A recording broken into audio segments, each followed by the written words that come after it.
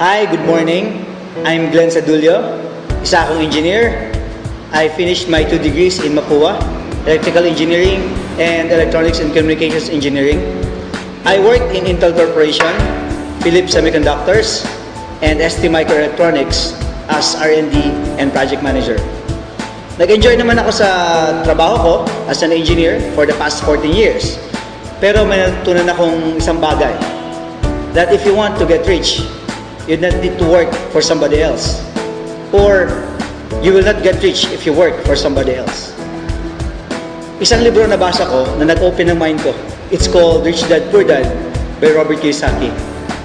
He says there that during the industrial age, ang advice ng mga magulang sa anak nila is to study hard, get good grades, and then find a safe and secure job.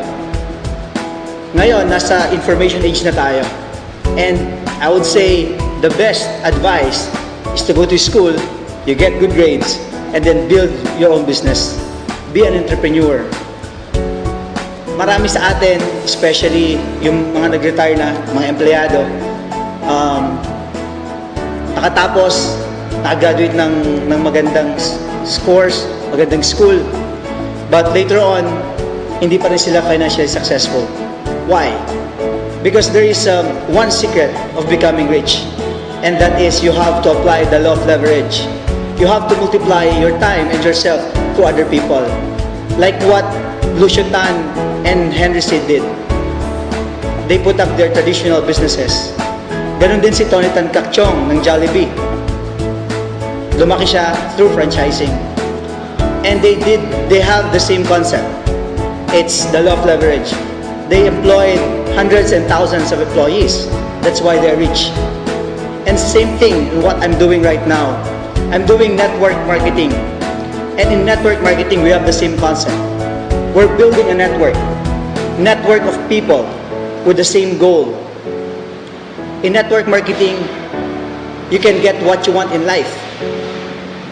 Kumbaga, if you want to get rich nga, you have to get away of what we call rat race.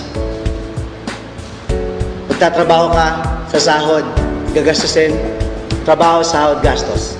It's what we call rat race. After 10 years, 20 years, you're trapped in what we call rat race. Yung pinaka-best thing na gawin is to find an opportunity.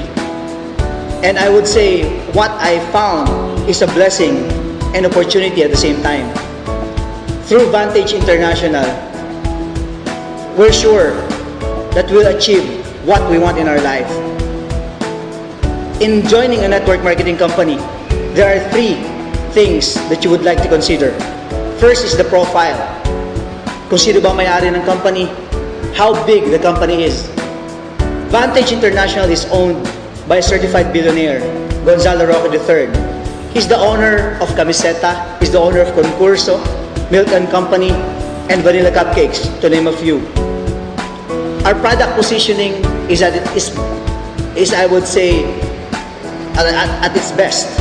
Our product positioning right now is fashion and apparel, fashion and beauty. Our strength is in the production, because from the raw materials to the manufacturing plant to the logistics going to the store is owned by the owner.